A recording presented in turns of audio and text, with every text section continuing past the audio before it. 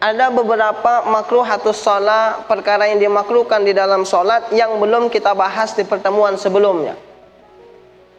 Apa di antaranya yang belum kita bahas adalah nakratul ghurab atau nukratul ghurab. Apa itu? Ai darbul ardi bi jabhatihi 'inda sujud ma'atu ma'nina.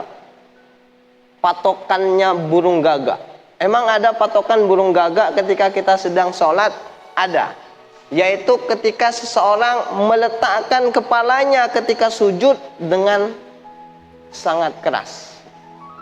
Darbul arad bijabhatihi 'inda sujud. Dia pukulkan tanah dengan menggunakan jabahnya, dengan keningnya.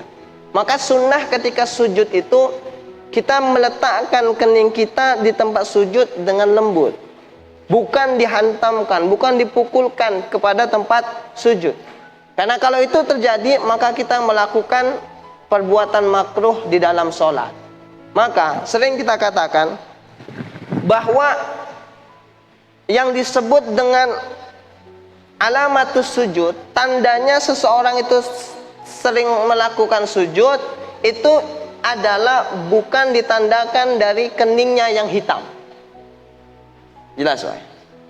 Hitamnya kening bukan merupakan satu tanda seseorang sering sujud. Bisa jadi dia sering sujud, bisa jadi tidak sering sujud. Begitu juga orang yang keningnya tidak hitam, bukan berarti dia orang yang jarang sujud. Karena kening hitam itu bukan termasuk daripada tanda orang sering sujud.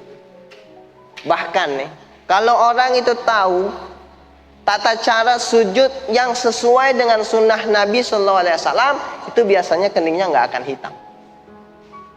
Karena meletakkannya dengan lembut, bukan dihantamkan ke sana. Karena kalau kening hitam menandakan seseorang sering sujud, nggak usah sujud Bapak Ibu, gesek-gesek aja di tembok hitam kening. Nah, tapi jangan kemudian sangka buruk, berarti kalau ada orang yang keningnya hitam ini nggak tahu cara sujud. Belum tentu. Belum tentu. Intinya tanda asar bekasan orang sering sujud bukan ditandakan dari hitamnya ke kening. Maka makruh kalau kita meletakkan kening kita itu bidarab, kita pukulkan, kita hentamkan keras, kuat, kita letakkan di tempat sujud, itu hukumnya makruh. Itu diibaratkan seperti patokan burung gagak. Gagak itu kalau makan itu patok ya. Jangan seperti itu. Selanjutnya, dimakruhkan juga iftirasus sabu' fi sujudihi. Duduknya binatang buas ketika sujud. Emang sujud itu ada duduk binatang buas? Ada. Bapak perhatikan singa itu kalau lagi duduk gimana tangannya? Begini dia. Diletakkan bi an yad'a dhira'aihi. Ini dhira'nya, ini dhira' namanya.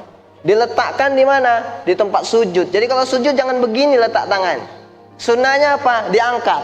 Kalau laki-laki direnggangkan antara siku dengan kedua sisinya. Kalau perempuan dirapatkan. Tapi baik laki-laki atau perempuan tidak disunahkan meletakkan ini ke tanah. Kan banyak orang sujud begini ini kan. Benar Pak? Sampai ada salah satu jamaah pernah bilang, dia bingung. Ini sebenarnya sunnah sujud gimana?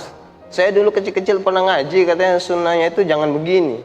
Tapi sekarang saya banyak lihat ustaz-ustaz kalau sujud begini, jadi saya ikut begini. Nah, kayaknya hati-hati. Nanti orang yang udah sering ceramah, yang sudah jadi contoh panutan orang, gerakan sholat ente itu usahakan mengikuti perkara yang sunnah. Karena ketika ente melakukan perkara yang salah, terkadang ada orang yang menjadikan ente contoh, akhirnya dia ikut melakukan perbuatan yang salah.